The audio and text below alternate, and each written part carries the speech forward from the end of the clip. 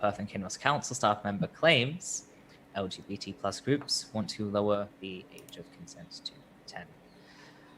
Yes, Margaret Lynch of the Alba Party has told the party's Women's Conference that two LGBT plus groups in Scotland, that is LGBT Youth Scotland and Stonewall Scotland, are campaigning to lower the age of sexual consent to 10 years old. She also noted, for no reason in particular, that the groups were receiving £1 million in funding from the Scottish government. When the party was asked about Lynch's allegations, a spokesperson said that it was not for them to, quote, defend concerns that women have raised based on facts, unquote, and cited a feminist declaration which was released by more than 200 human rights organizations, including the International Women's Health Coalition, IWHC, and the International Lesbian, Gay, Bisexual, Trans, and Intersex Association, ILGA World. Now, when I first looked at this story, I just read the Pink News article and a few other articles, and it was basically saying, oh, this Scottish MP said this ridiculous thing, and it's so ridiculous. And I wasn't happy with that. I did my thing where I read a whole bunch of articles and do as much digging as I can, and I try and get to the bottom of it. And I found the logic. I found the arguments to justify this. And it makes a lot more sense of the situation. Like, it feels less like the claim came out of nowhere, but also the logic makes no sense whatsoever. It's basically, the reason this claim was made is based on LGBT Youth Scotland and Stonewall Scotland's affiliation with ILGA World, because ILGA World was affiliated with this feminist declaration, along with about 200 other groups across the world. And the declaration had the following two paragraphs in it, quote, eliminate all laws and policies that punish or criminalize same-sex intimacy, gender affirmation, abortion, HIV transmission, non-disclosure and exposure, or that limits the exercise of bodily autonomy, including laws limiting legal capacity of adolescents, people with disabilities, or other groups to provide consent to sex or sexual and reproductive health services, or laws authorizing non-consensual abortion, sterilization, or contraceptive use, end quote, and, quote, ends the criminalization and stigmatization of adolescent sexuality and ensure and promote a positive approach to young people's and adolescent sexuality that enables, recognizes, and respects their agency to make informed and independent decisions on matters concerning their bodily autonomy, pleasure, and fundamental freedoms, end quote. So the argument is that because the term adolescent refers to those between the ages of 10 and 19 years, according to the World Health Organization, that means that the ILGA is using the same definition, and therefore LGBT Youth Scotland and Stonewall Scotland must also be using the same definition. And because this is saying something about adolescents being able to consent to sex, that means that the lowest possible boundary, they're just doing full consent to sex for the lowest possible age in that range. And I have a few problems with this interpretation, and I imagine Ethel will have many, many more, because Ethel knows a lot more about this sort of thing than I do. But my first problem is, of course, that ILGA, LGBT Scotland, Stonewall Scotland, these are not the World Health Organization. You can't just presume that they're using the same definition of adolescent. That is just completely dishonest.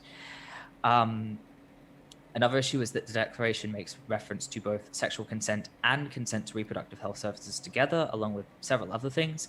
But that doesn't mean that they're applying this to all degrees, applying this to all ages in the same way or to the same degree. You know, obviously, older adolescents would have more interest in the sexual consent side of things, whereas younger adolescents would have more interest in the reproductive health services, which, to be clear, can be anything from, abortions to menstrual product access. 10-year-olds do have interest in the reproductive health service of access to menstrual products. Yeah. That's a perfectly reasonable thing to say. In fact, younger than 10, 9, 8, sometimes I think even 7-year-olds sometimes need help with that. And, also sexual consent isn't all or nothing. It is a spectrum. We have, for example, adjacency laws where someone who is like, there are laws saying that if you're a certain age, you can consent to sex, but only with someone of a similar age. Usually, Especially, it's typically 1 to 2 years. That's usually seen as like the golden standard. Someone of your year in school, or like the one above or below. Do you mind if I take over this one? Because I actually kind of yeah, no, have more experience with this, with like talking to Aditya about everything. This go is also a ahead. problem that's impacting Indian law as well, in the fact that this whole thing is very similar to issues they're having in dealing with child marriage. You see, like, there's sort of a blanket ban on child marriage in India, which, when you say child marriage, a lot of people get the idea of a young person and an old person getting married. And that has become less and less the case as time has gone on, and like improved understanding of consent culture in India. What it is a lot of the times in India these days are a young couple, very often one household or even both households are abusive, and marriage is seen as the one way they can escape that. It's the only way that many landlords will rent out to them, or if one of the families is supportive, like, they'll only accept like the other partner into their household if there's a marriage involved, because they see it as like security, etc. And the issue with the way that like the current laws on child marriage in India is the fact that the abusive households that these young people are trying to escape, they can then weaponize those laws to effectively harass and even bring the person back. And the same thing here, it's not unheard of for young people under the age of 16, which is the UK age of sexual consent across the board. It's not unheard of for younger people to engage in sexual acts with people of a similar age. And in fact, the laws in the UK specify that they're not there to punish such instances. It is just there when there's a clear power imbalance involved. So say a 20-year-old preys on, a 15-year-old or something like that. There's a clear power imbalance there. No one could look at that situation and say, yeah, they're on the same footing here. I used to actually think the UK had official adjacency laws. I was wrong about this.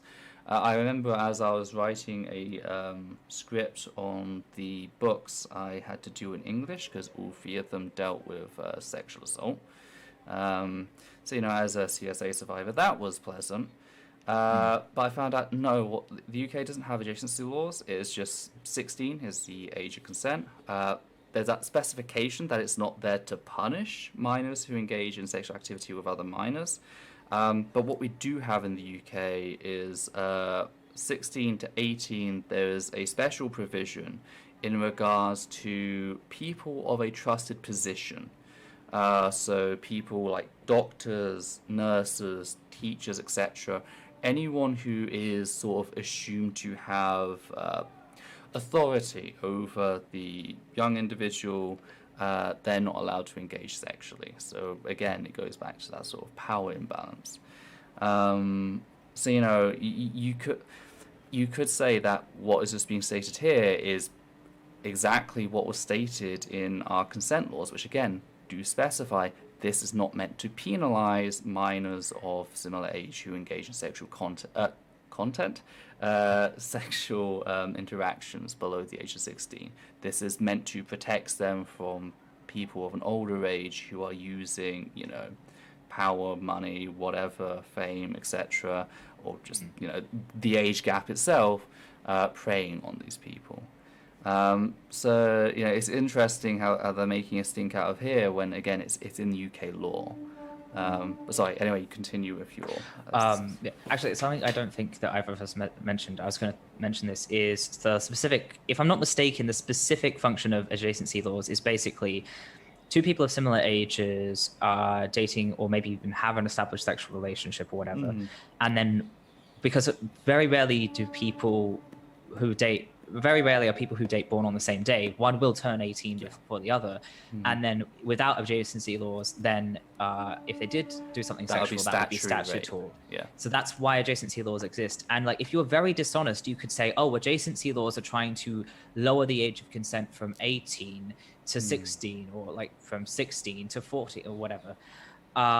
But obviously that's not what they're doing. They're not saying that any adult can just come along and have a sexual relationship with someone of that age. It is very specifically just to protect relationships, usually established relationships, usually where there's like no power imbalance. And a similar thing could be going on here, especially because, you know, I don't think a lot of people like to think about this, but 13-year-olds do sometimes have sex.